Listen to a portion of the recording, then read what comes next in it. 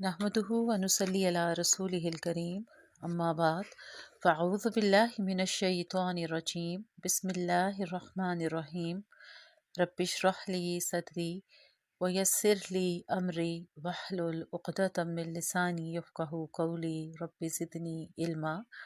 शुरू अल्लाह के पाक नाम से जो बड़ा मेहरबान निहायत रहम करने वाला है। पारा नंबर 18। क़द अफ़लहल मुमिनून अल्लज़ीना हुम फ़ी सलातिहिम ख़ाशिऊन। सूरत अल मुमिनून मक्की सूरत है। आप सल्लल्लाहु अलैहि वसल्लम ने फरमाया, मुझ पर 10 आयात नाजिल हुई हैं, जो अमल करेगा वो जन्नत में दाखिल हो जाएगा।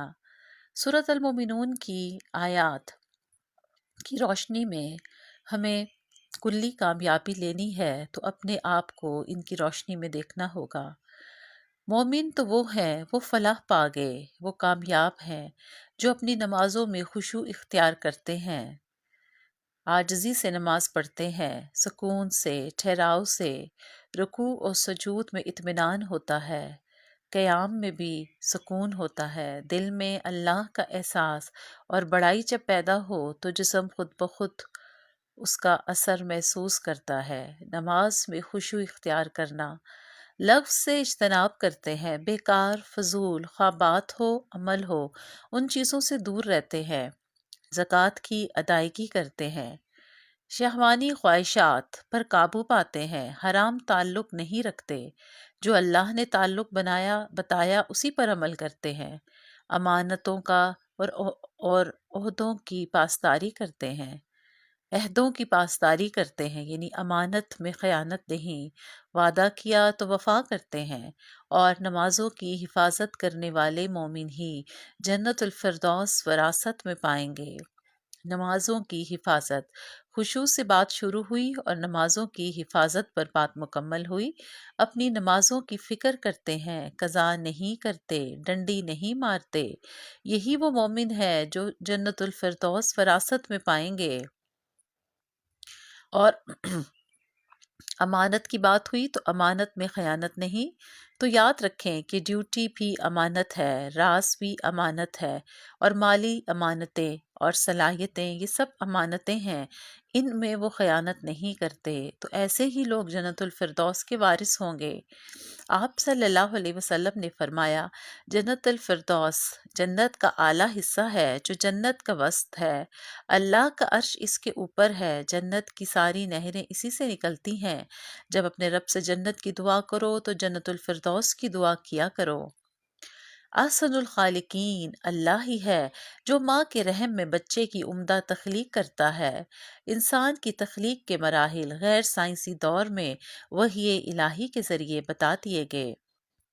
आसमान से बारिश का मुनासिब मिकदार में नाजिल होना और ज़मीन में मीठे पानी की शक्ल में ज़ख़ीरा हो जाना अल्लाह की कुदरत की निशानी है। ज़रूरत का पानी ज़मीन में स्टोर किया और बारिश की वजह से जो ज़रूरत पूरी होती है उसको इंसान के लिए कायम किया। पानी ज़िंदगी है, ये अल्लाह की निशानी है। और जैतून का दरख्त जो तूरे सीना में पैदा होने वाला दरख्त है, जो तेल और सालन दोनों ज़रूरियात को पूरा करता है, ये मुबारक दरख्त है। आप सल्लल्लाहु अलैहि वसल्लम ने फरमाया, जैतून का तेल सालन के तौर पर इस्तेमाल करो, इसे सर और बदन में लगाओ, ये मुबारक दरख्त से हासिल होता है। बेहतरीन दुआ सिखाई, रब्बी अंजिलनी मुंज़लम मुबारकम व अंत खैरुल मुंजिलीन। नई जगह, नया घर, नया मकाम, नया ठिकाना, कोई भी नई जगह जहाँ जाया जाए तो वहाँ अल्लाह से बरकत की और खैर की इस दुआ को मांगा जाए। अल्लाह ने तमाम रसूलों को हुक्म दिया कि पाकीज़ा खाना खाओ और नेक अमल करो, क्योंकि ग़ज़ा और इबादत का बाहम गहरा ताल्लुक़ है। यही हुक्म अल्लाह ने ईमान वालों को भी दिया, क्योंकि खाने का असर इंसान के आमाल पर, इखलाक पर, आदात पर, हर चीज़ पर असरअंदाज होता है। जब लुक़मा हलाल हो तो इबादत भी कबूल और दुआएं भी कबूल होती हैं।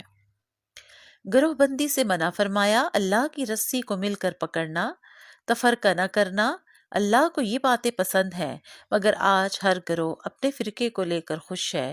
یہ طریقہ وعدت امت کے خلاف ہے۔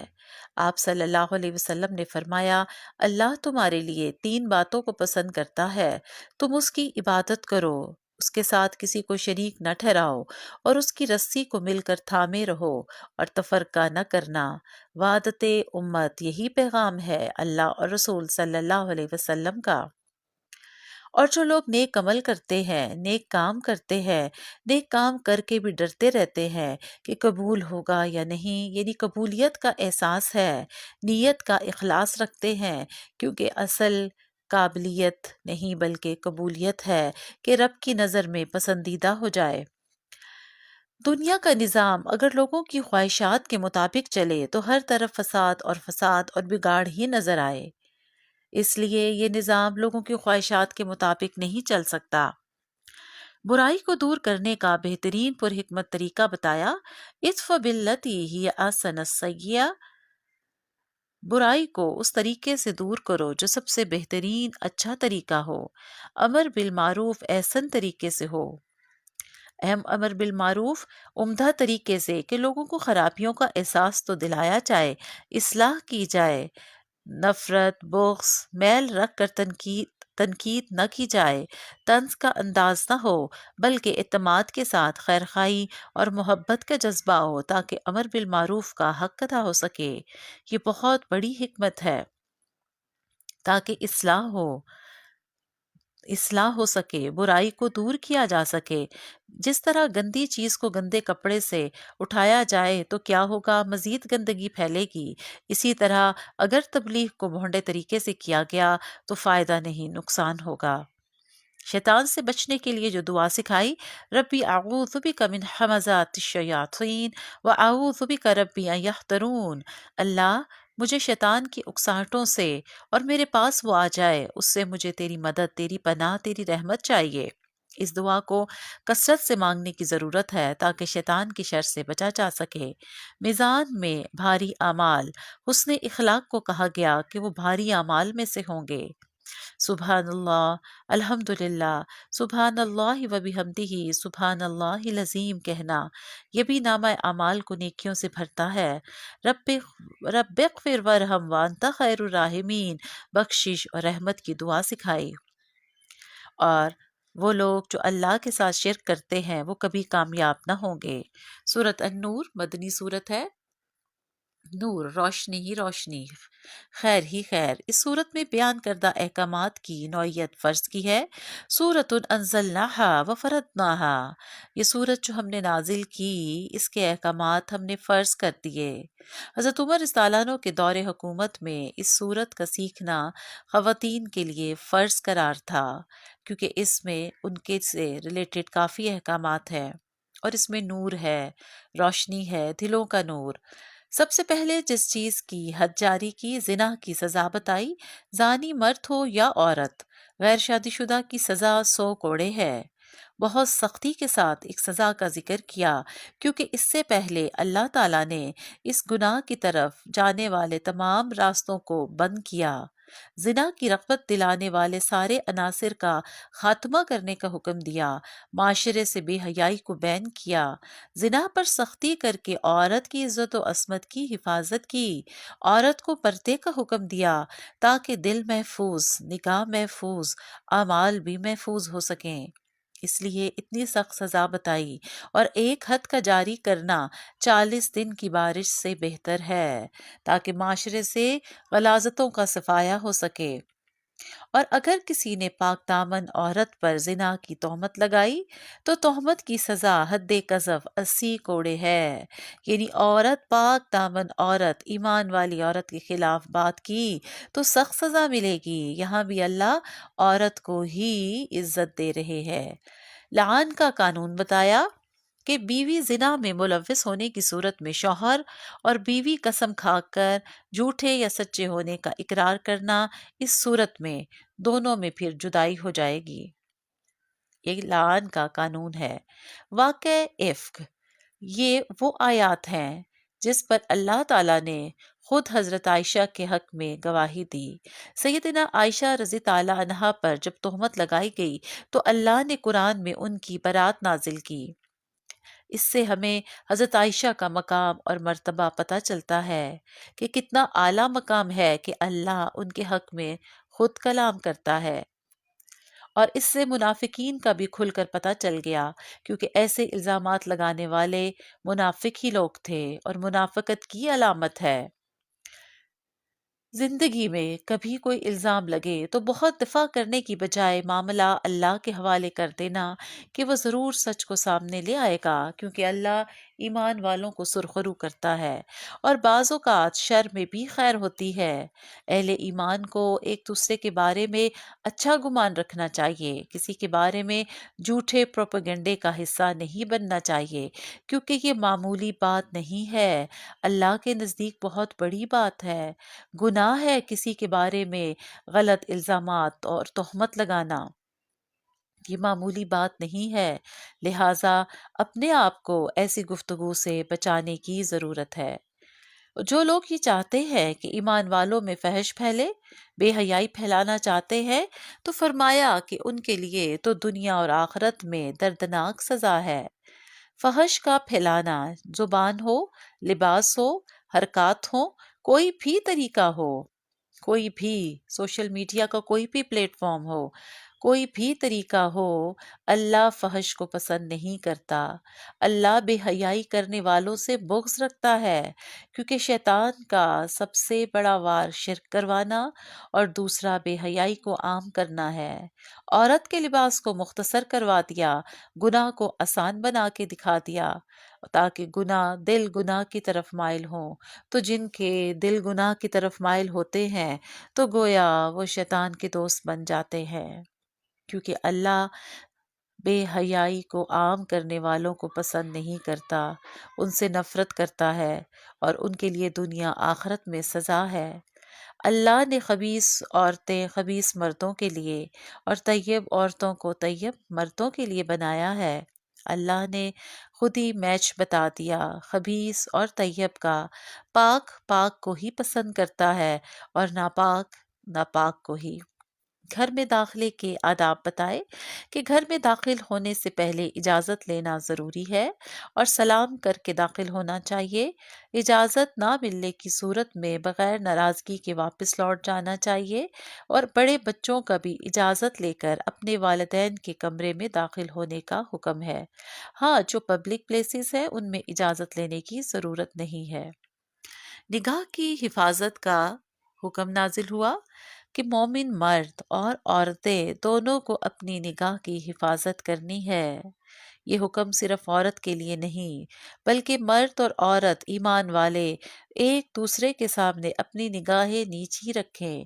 نگاہ کی حفاظت ایمان کی حفاظت ہے، کیونکہ گناہ کا آغاز غلط نگاہ سے ہی ہوتا ہے، اس لیے نگاہ کی چوری سے منع فرمایا کہ اللہ نگاہوں کی خیانتوں کو بھی جانتا ہے، اس لیے نگاہ کی حفاظت کا حکم دیا۔ زینت کی حفاظت کا حکم دیا، خواتین کا محرم مردوں کے سوا کہ کسی کے سامنے زینت کو ظاہر نہ کرنا۔ وَلَا يُبْدِينَ زِينَتَهُنَّ، زینت کو ظاہر کرنے سے منع کیا، زینت کرنے سے نہیں بلکہ زینت کو ظاہر کرنے سے۔ لباس، زیور، میک اپ، وہ چیزیں جو خوبصورت بناتی ہیں ان کا اظہار نہیں کرنا، اظہار کرنے سے منع کیا۔